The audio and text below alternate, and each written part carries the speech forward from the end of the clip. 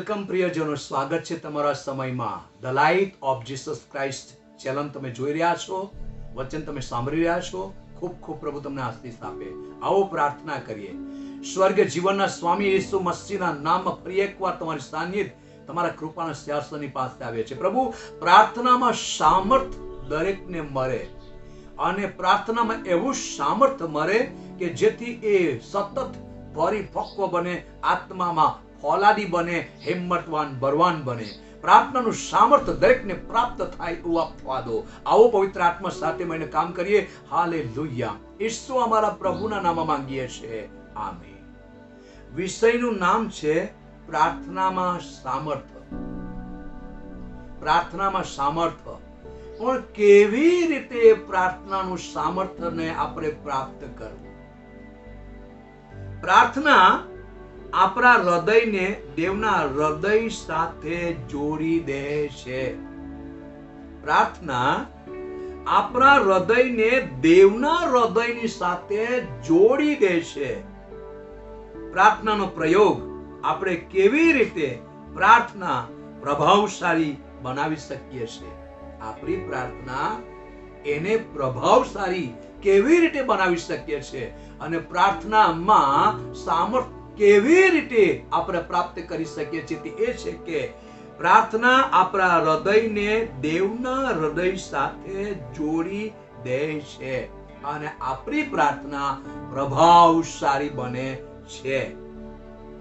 તો એફેસીનું પુસ્તક 6થો અધ્યાય, તેની કલમ 10 અને 11.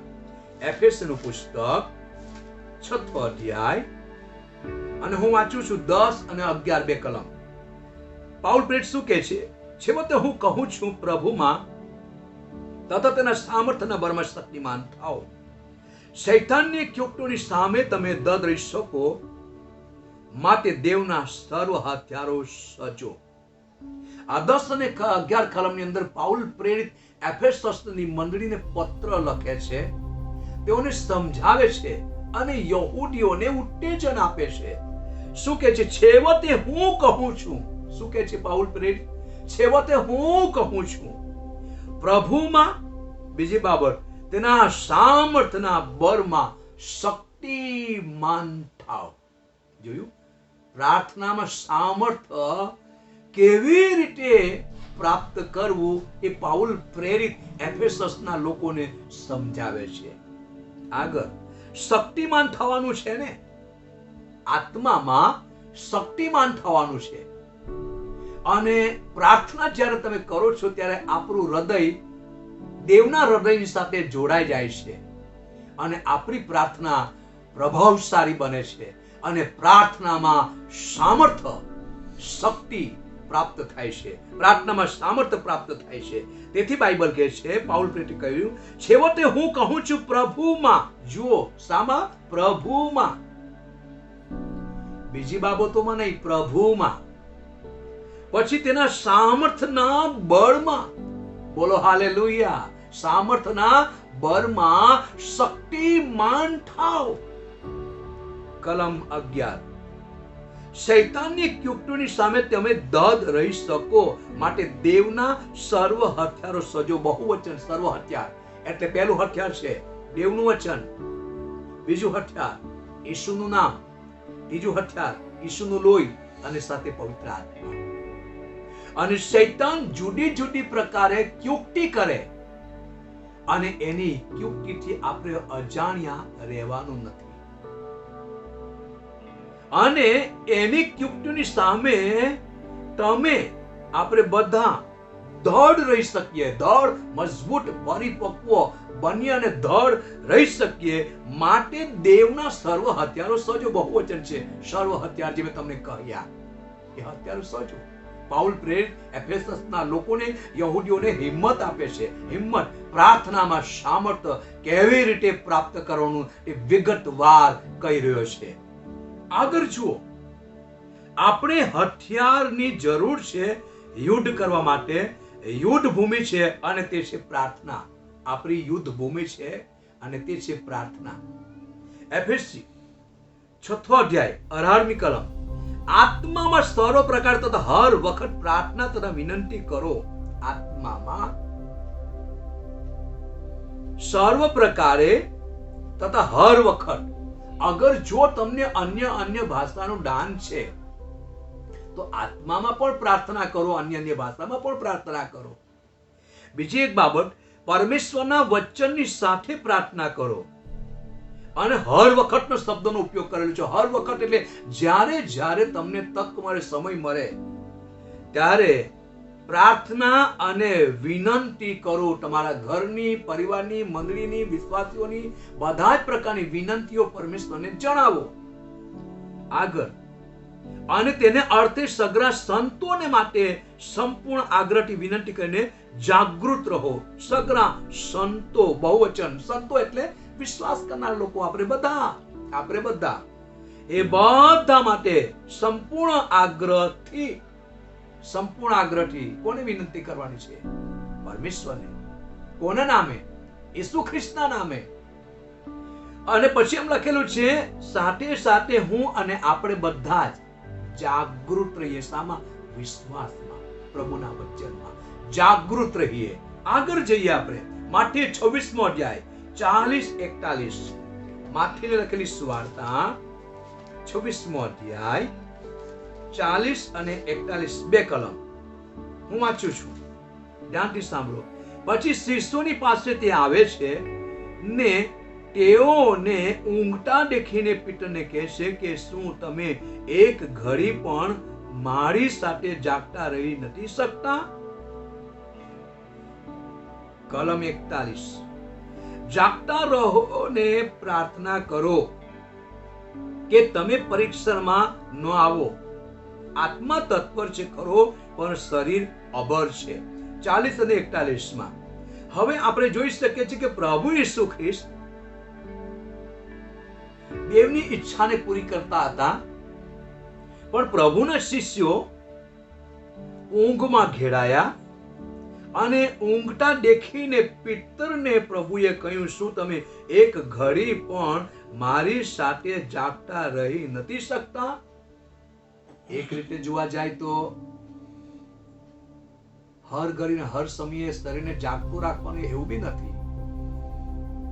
કહેવાનો મતલબ એ છે કે વિશ્વાસમાં અને પ્રભુના વચનમાં તમે જાગૃત રહો. વિશ્વાસમાં પણ, પ્રાર્થનામાં પણ અને પરમેશ્વરના વચનમાં પણ તમે જાગૃત રહો. એવું નથી કે રાત્રે તમારે જાગતા રહેવાનું. આગળ, અગર જો ઊંઘતા છે એનો મતલબ એ કે આપણો વિશ્વાસ ઊંઘી રહેલો છે. આપણી પ્રાર્થના અને વચન એ બધામાં જાણે કે ઊંઘતા હોય, માટે પિતરને જાગૃત કરે છે પ્રભુ ઈસુ. કલમ 41. જાગતા રહો પ્રાર્થનામાં, વિશ્વાસમાં, વચનમાં, અને પ્રાર્થના કરો કે તમે પરીક્ષણમાં ન આવો. પરીક્ષણમાં ન આવો. કેમ કે શૈતાન જુદી જુદી રીતે પરીક્ષણ કરે છે. પરિવારના મારફતે પણ આવે, કુટુંબના મારફતે પણ આવે, મંડળીના મારફતે પણ આવે, પોતે પોતાના રીતે પણ પરીક્ષણ આવે, પોતે પોતાની ભૂલના કારણથી પણ પરીક્ષણ આવે.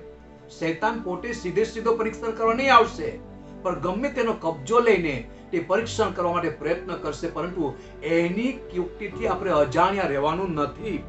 આત્મા તત્પર છે ખરો, પણ શરીર અબળ છે. આત્મા જાગૃત છે, શરીર અબળ છે, અને તેથી શરીરના કામનો નાશ થાય, આત્માના કામો ઉપર આવે, આત્મા જાગૃત થાય અને કદી પ્રાર્થનામાં સામર્થ્ય પ્રાપ્ત કરવા માટે આપણને આળસ નહીં લાગે. પરમેશ્વરના વચનો પર આપણે ધ્યાન આપીએ, વિશ્વાસમાં જાગૃત થઈ જઈએ. બાઇબલ કહે છે જાગતા રહો ને પ્રાર્થના કરો. ઈસુનો પરસેવો લોહી બની ગયો પ્રાર્થનાના સમયની અંદર. શિષ્યો શું કરતા હતા? ઊંઘી રહ્યા હતા. સ્તુતિનો અર્થ છે દેવને ઓળખીએ, સ્તુતિની મારફતે દેવને ઊંચો કરીએ છીએ. આપણે જે સ્તુતિ કરીએ છીએ, પ્રાર્થના કરીએ છીએ, દેવને ઊંચો ઉઠાવીએ છીએ. જો પ્રભુ ઈસુ ખ્રિસ્ત પ્રાર્થના કરતા હતા, એનો પરસેવો લોહી સમાન થઈ ગયો. પણ શિષ્યો ઊંઘતા હતા. મારા પ્રિયજનો, આપણે વિશ્વાસમાં હવે જાગૃત થવાની ઘડીનો સમય આવી ચૂકેલો છે. સાંભળો, આપણો પ્રભુ ઈસુ ખ્રિસ્ત જલ્દી આવી રહ્યા છે. જેની તમે રાહ જોઈ રહ્યા છો, હું એક જ બાબત કહીશ, પ્રભુ ઈસુ જલ્દી આવી રહ્યા છે. અને આવે તો આપણે જાગૃત રહેવાની જરૂર છે. ગીત શાસ્ત્રનું પુસ્તક 63મો અધ્યાય તેની 3જી કલમ. ગીત શાસ્ત્રનું પુસ્તક 63મો અધ્યાય તેની 3જી કલમ હું વાંચું છું. તેઓએ તરવારની પેઠે, ગીત શાસ્ત્રનું પુસ્તક 63મો અધ્યાય, 63મો અધ્યાય અને 3જી કલમ. કેમ કે તારી કૃપા જીવન કરતા ઉત્તમ છે, મારા હોઠો તારી સ્તુતિ કરશે. ભજનકાર દાઉદ શું કહે છે? તારી કૃપા જીવન કરતા ઉત્તમ છે. પ્રભુ કૃપા આપે છે, આપ્યા પછી લઈ લેતો નથી. અને દાઉદે કહ્યું, મારા હોઠો તમારી સ્તુતિ ગાશે, તમારી સ્તુતિ કરશે. અને પ્રભુ જે કૃપા આપે છે, આપ્યા પછી લઈ લેતો નથી. ગીત શાસ્ત્રો 46મો અધ્યાય તેની 10મી કલમ. 86 ગીત શાસ્ત્રો 86મો અધ્યાય તેની 10મી કલમ. કેમ કે તું મોટો છે ને આશ્ચર્યકારક કૃત્યો કરે છે. ભજનકાર દાઉદ શું કહે છે? કેમ કે તું મોટો છે ને આશ્ચર્યકારક કૃત્યો કરે છે. તું એકલો જ દેવ છે, તે એકલો જ ત્રાતા છે, તે રાજાઓનો રાજા અને પ્રભુનો પ્રભુ છે. તેને એકલાને અમરપણ છે, પાસે જઈ શકાય નહીં એવા પ્રકાશમાં રહે છે, તેને કોઈ જોયો નથી ને જોઈ શકતો પણ નથી. તેથી દાઉદ કહે છે, તું એકલો જ દેવ છે, આશ્ચર્યકારક કૃત્યો કરે છે. આપણે જૂના કરારની અંદર મૂસાના નિયમશાસ્ત્રને વાંચીએ છીએ. ઇઝરાયેલી પ્રજાનો પોકાર સાંભળીને મૂસાનો પ્રભુએ ઉપયોગ કર્યો અને ઇઝરાયેલી પ્રજાને મિસ્રના રાજા ફારૂના હાથમાંથી છોડાવ્યા. એટલે સુધી કે લાલ સમુદ્રના બે ભાગ કરીને કોરી જમીનમાં થઈને દૂધમધના રેલમ છેલાવાળા દેશ કનાન દેશ સુધી પ્રભુ દોરી લઈ ગયો. આશ્ચર્યકારક કૃત્યો કરે છે, તેને માટે કોઈ કામ અશક્ય નથી. અશક્યને શક્ય બનાવનાર પરમેશ્વર તે એકલો જ દેવ છે, તે એકલો જ યહોવા છે. સાથે બાઇબલ એમ કહે છે, ગીત શાસ્ત્રો 139મો અધ્યાય અને તેની 23-24 કલમ. 23-24 કલમ. હે ઈશ્વર, મારી પરીક્ષા કર. દાઉદ બહુ સુંદર વાત કહે છે, પોતે પોતાની પરીક્ષા કરે છે. કદી એમ નથી કહેતો કે હું જ કંઈક છું, મારા જેવો કોઈ નથી. એવું કદી પોતે પોતાને ઊંચો પ્રભુ ઈસુ ખ્રિસ્ત પર કર્યો નથી. પ્રભુ ઈસુ ખ્રિસ્ત પણ પોતે પોતાને દેવ છું એમ પણ કહેતો નથી, પોતાને ઊંચો પણ કરતો નથી. તેવી વાત દાઉદ પણ કરે છે. અને શું કહે છે? હે ઈશ્વર, મારી પરીક્ષા કર અને મારું અંતઃકરણ ઓળખ. પરમેશ્વરની આગળ જીવન ઝૂકતું કરીને પરમેશ્વરને કહે છે, પ્રભુ મારી પરીક્ષા કર, મારું અંતઃકરણ ઓળખ, મારું અંતઃકરણ ઓળખ, મને પારખ અને મારા વિચારો જાણી લે. બોલો હાલેલુયા. મારા પ્રિયજનો, ગુપ્ત રહેવા વિચાર નથી, ગુપ્ત રહેવા પાપ નથી. પરમેશ્વરથી કોઈ પણ સંતાવાની જગ્યા નથી. આપણા વિચારો પણ સંતાડી શકતા નથી. પરમેશ્વર પારખે છે, પરમેશ્વર જુએ છે. તેથી દાઉદ કહે છે, મારું અંતઃકરણ ઓળખ. મારા અંતઃકરણની અંદર કોઈ ગુપ્તમાં પાપ તો નથી, મારા વિચારોમાં તો કોઈ પાપ નથી.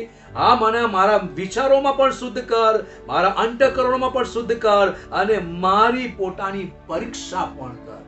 પરમેશ્વરની આગળ બિલકુલ દાઉદ ખુલ્લો થઈ જાય છે, અંદરથી હૃદય ખુલ્લું રાખે છે. પીઠ પછાડી કોઈની વાત નથી કરતો. ઘણી વખત આપણા જીવનોની અંદર એવું બને, આપણે કોઈને કોઈની પીઠની પાછળ વાત કરતા હોઈએ. માની લો કે જેની આપણે વાત કરતા હોય તે જ વ્યક્તિ આપણી પાછળ આવીને ઊભો રહી ગયો હોય કે ઊભી રહી ગઈ હોય, ત્યારે શું થાય?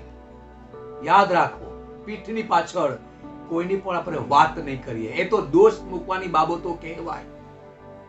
અને દોષ મૂકનાર વ્યક્તિને તો સ્વર્ગની એદન વાડીમાંથી ફેંકી દીધો છે, એને જમીન દોસ્ત કર્યો છે, અને તે છે શૈતાન. તો પ્રિયજનો, કલમ 24 માં શું કહે છે? મારામાં કઈ દુરાચાર હોય તો તે તું જોજે.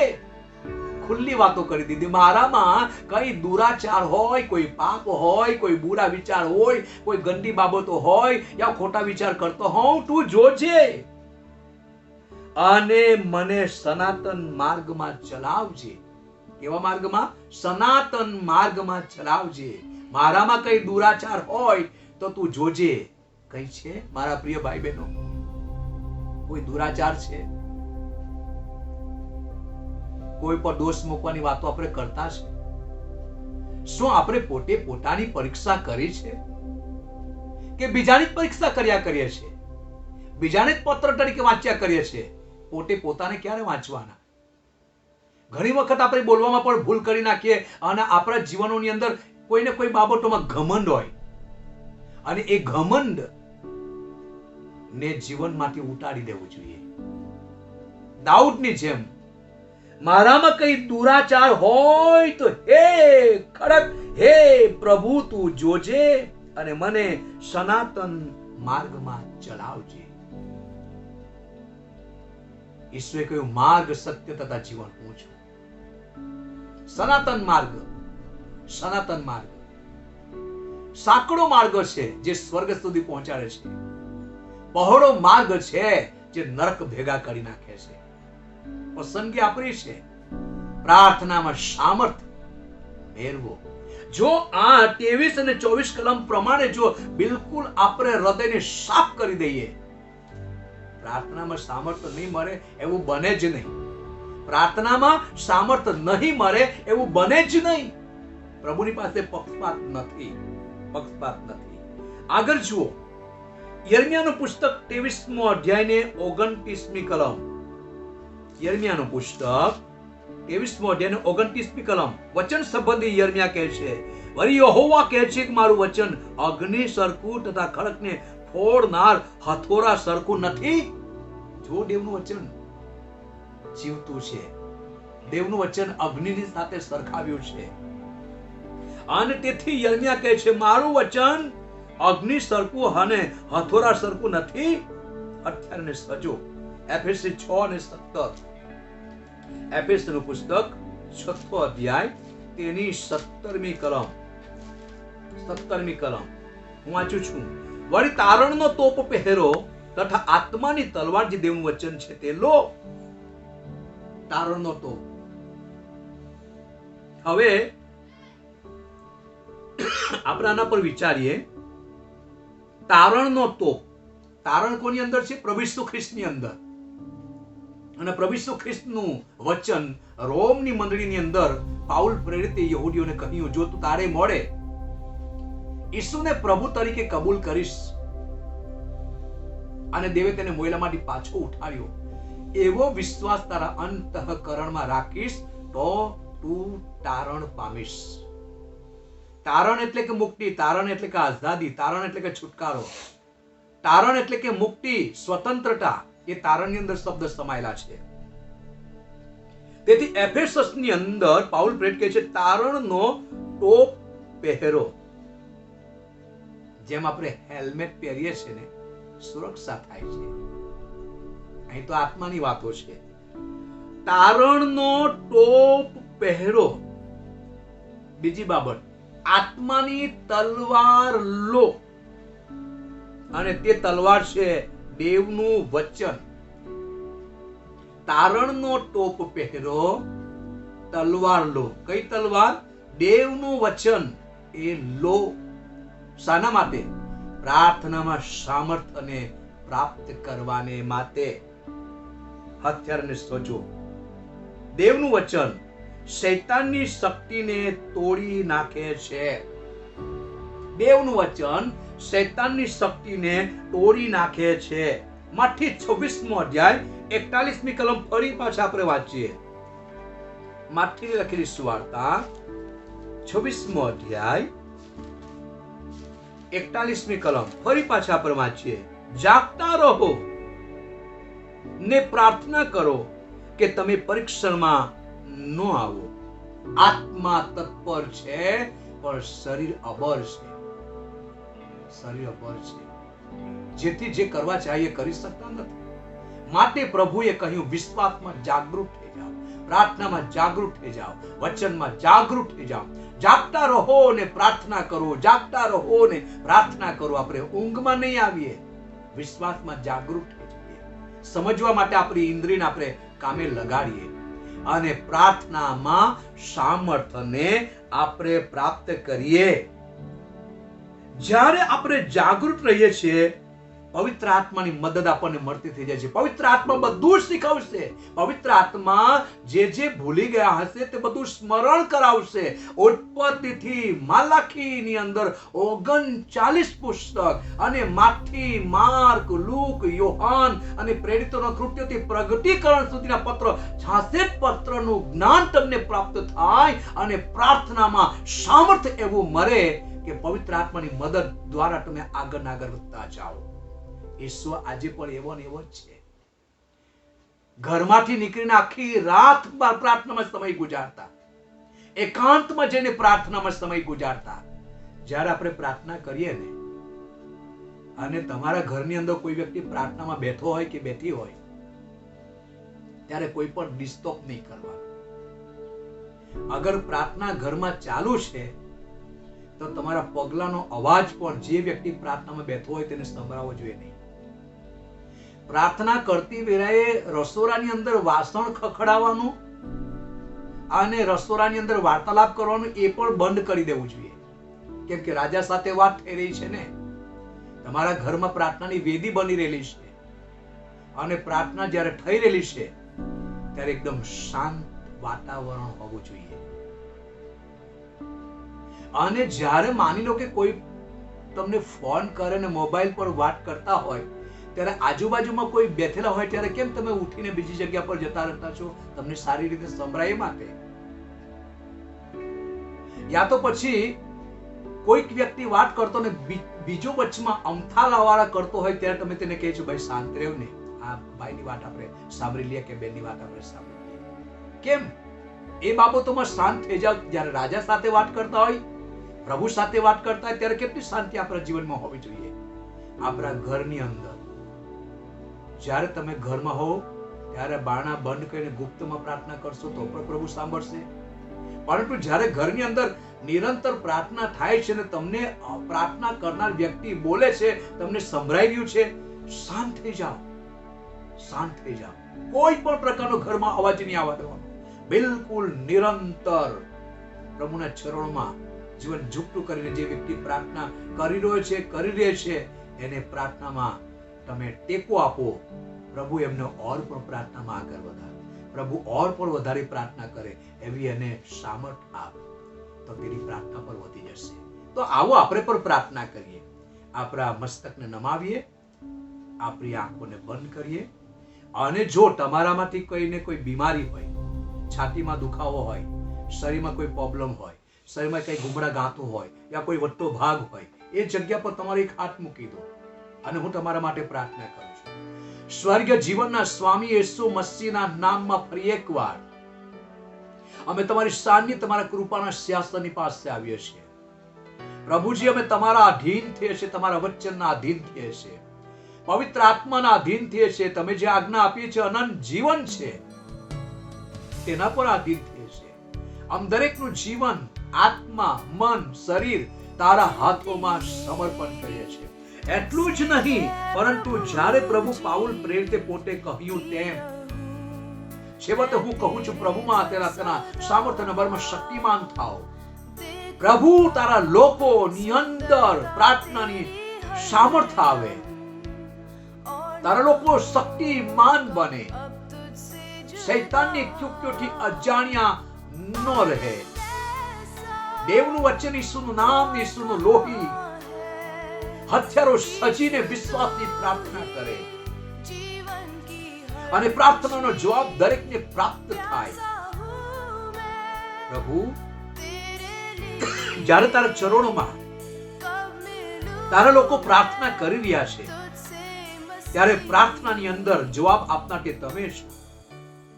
એ રાજાઓના રાજા, પ્રભુઓના પ્રભુ, તારણનો ટોપ પહેરે, આત્માની તલવાર જે દેવનું વચન છે એ વચન લઈને પ્રાર્થના કરે, વચનની સાથે પ્રાર્થના કરે હા મારા પ્રભુ ને મારા દેવ, તેઓ જાગૃત રહે, વિશ્વાસમાં જાગૃત રહે, વચનમાં જાગૃત રહે, પ્રાર્થનામાં જાગૃત રહે. તેઓ આત્મિક રીતે ઊંઘે નહીં. જેમ પિતરને ઈશ્વરે કહ્યું, શું તમે એક ઘડી પર જાગતા રહી શકતા નથી? હા પ્રભુ, તારા લોકો વિશ્વાસમાં, પ્રાર્થનામાં, વચનમાં જાગૃત રહે, કેમ કે તમે જલ્દી આવી રહ્યા છો. તેથી તારા લોકો સ્તુતિનું અર્પણ તને ચડાવતા રહે, પોતાના હોઠોથી તમારી સ્તુતિ કરતા રહે. આટલું જ નહીં, પરંતુ સાથે સાથે પ્રભુજી આત્મામાં તો હિંમતવાન બળવાન બને. અને જ્યારે તમે કૃપા આપો છો, આપ્યા પછી પ્રભુ તમે લઈ લેતા નથી, તમે એકલા જ દેવ છો. એટલું જ નહીં, ભજનકાર દાઉદે કહ્યું તેમ, અંતકરણની પારખ, મારામાં કઈ દુરાચાર હોય તો દૂર કરશે. દાઉદ પોતે પોતાને ખુલ્લો કરે છે. એવી જ રીતે પ્રભુ મારા દેવ ને મારા પરમેશ્વર, જે ભાઈ બહેનો જોઈ તારા વચન સાંભળ્યા છે, જે પોતાનું જીવન તારા ચરણોમાં ઝૂકતું કર્યું છે, અને જે ભાઈ બહેનોને પ્રાર્થનામાં સામર્થ્ય નથી મળ્યું, તેઓ અત્યારે પ્રભુજી રડી રહ્યા છે, જેઓના આંખમાંથી આંસુ પડી રહ્યા છે. જેમ ભજનકાર દાઉદે કહ્યું તેમ, હે પ્રભુ, મારામાં કઈ દુરાચાર હોય તો જોજે, મારા અંતકરણની પારખ છે, મારા અંતકરણની પારખ છે, અને મારામાં કઈ દુરાચાર હોય તો જોજે, મને સનાતન માર્ગમાં ચલાવજે. અગર મારે પ્રિય બહેન, ભાઈ, દીકરા, દીકરીઓ પ્રભુજી પ્રાર્થનામાં તેઓને સામર્થ્ય નથી મળ્યું અને તેઓ પ્રાર્થનામાં સમય નથી ગુજારી શકતા, તો મારી વિનંતી અને પ્રાર્થના છે કે પ્રભુ, જે કઈ દુરાચાર હોય તે પ્રભુ બધું જ દૂર થઈ જાય. તેઓનું અંતઃકરણની અંદર શુદ્ધતા અને પવિત્રતા આવી જાય, અને પ્રાર્થનાનું સામર્થ્ય દરેક બેન, ભાઈ, દીકરા, દીકરીઓ પર આવી જાય. જેઓ ઘરમાં કે રૂમમાં કે પ્રભુ રસ્તે ચાલતા પોતાના વચન સાંભળતા હોય, મારી પ્રાર્થના છે તેઓના હૃદયને, તેઓના અંતઃકરણોને પ્રભુ તારું સામર્થ્ય સ્પર્શ કરે. અને જે ભાઈ બહેનો, દીકરા, દીકરીઓ વચન સાંભળી રહ્યા છે ને જો બીમારી લઈને બેઠા છે, પ્રભુ જાણીએ છે તું સગરા મનુષ્યોનો દેવ છે, તું વૈદ્યનો વૈદ્ય છે, તું ડોક્ટરનો ડોક્ટર છે, તું પ્રભુઓનો પ્રભુ છે, તું અન્ન ઝરના આશીર્વાદ આપે છે, રોગને દૂર કરે છે, મહાન સમ્રાટ છે, તું વિશ્વ બ્રહ્માંડનો મહાન રાજા છે. દિલથી બસ ઈસુના નામમાં પ્રાર્થના કરું છું. જે ભાઈ બહેનોએ પોતાના હાથ જે જગ્યા પર બીમારી છે ત્યાં મૂક્યા છે, મારી પ્રાર્થના છે, શરીરમાં દુખાવો, છાતીમાં દુખાવો, શરીરમાં પેટમાં દર્દ, દુખાવો, સાંધામાં દુખાવો, હાડકામાં દુખાવો, યા તો શરીરની અંદર વટ્ટા ભાગો, ઘૂમડા ગાંઠો, સર્વ ઈસુ મસીહના નામમાં બાંધી દઉં છું. ઈસુના જારીના નામે ધમકાઉં છું. શરીર બોડીમાંથી સર્વ પ્રકારની બીમારી અત્યારે ઈસુના નામમાં બહાર આવ. શરીરની અંદર ઘૂમડા ગાંઠો ઈસુ મસીહના નામમાં બહાર આવ. સર્વ પ્રકારની સમસ્યા, સર્વ પ્રકારની બીમારી ઈસુ મસીહના નામમાં શરીરમાંથી બહાર આવ. ઈસુના જારીના સામર્થ્ય નામે ધમકાઉં છું. અને અત્યારે પ્રાર્થનાનું સામર્થ્ય દરેક ઉપર ઉતરી આવો. પ્રભુ ધન્યવાદ, દરેકને તમે સ્પર્શ કર્યા, સર્વ પ્રકારની બીમારી તમે નષ્ટ કરી અને નોર્મલ સાજાપણું પ્રભુ તમે આપી દીધું. માતા આભાર. દરેક ભાઈ બહેનોને પ્રભુ તમે હરખ્યા છો, દરેક દીકરા દીકરીઓને તમે હરખ્યા છો, અને દરેકની અંદર તાજગીના આરોગ્ય તમે પ્રદાન કર્યું છે, દરેક દુરાચાર તમે દૂર કર્યું છે, દરેકના અંતઃકરણો તમે પાવન કર્યું છે, પ્રાર્થનાનું સામર્થ્ય તમે આપ્યું છે, બદલ આભાર. આ સમયમાં એક એકના જીવન આત્મા મનસ્ય પર ઈસુ તારું લોહી લગાવું છું. પવિત્ર આત્મા કબજો કરો, પવિત્ર આત્મા કબજો કરો. સ્વાગત છે તમારો લોર્ડ. હાલેલુયા. રીખા બશાંદારાબા રીબશાંદારાબા રીખા તોરાબા શકા તોરાબા રીબશાંદારાબા. Thank you master. I love you Jesus, I love you Jesus. રીબાલાબા ખેતોરાબા શાંદારાબા રીબશાંદારાબા. પ્રાર્થનાનું સામર્થ્ય, પ્રાર્થનાનું સામર્થ્ય, પ્રાર્થનાનું સામર્થ્ય, પ્રાર્થનાનું સામર્થ્ય, પ્રાર્થનાનું સામર્થ્ય, પ્રાર્થનાનું સામર્થ્ય, પ્રાર્થનાનું સામર્થ્ય દરેક ઉપર ઉતરી આવે. મારી પ્રાર્થના છે લોર્ડ. પ્રભુજી ધન્ય ધન્યવાદ. તમે પ્રાર્થના સાંભળી તે બદલ આભાર. પ્રાર્થનાનું સામર્થ્ય દરેકને આપ્યું છે માટે આભાર. એક એકના જીવન આત્મા મન શરીર પર ઈસુ તમારું પવિત્ર લોહી લગાવું છું. પવિત્ર આત્મા કબજો કરો. સ્વાગત છે તમારો લોર્ડ. ધન્યવાદ. જેઓ વચન સાંભળે છે તે દરેકના હૃદયમાં શાંતિ થાવ. દરેકના હૃદયમાં શાંતિ થાઓ. પ્રભુજી તેઓને વિશ્વાસમાં જાગૃત કરી દો. એક એકને તારા સામર્થ્ય હાથોમાં સમર્પણ કરતા તથા પ્રભુ અમારું ઉદ્ધાર કરતા પ્રાર્થના ઈસુ મારા પ્રભુના નામમાં માંગીએ છીએ. આમેન. ગોડ બ્લેસ યુ પ્રિયજનો. પ્રભુ તમને આશીર્વાદ આપો. આમેન.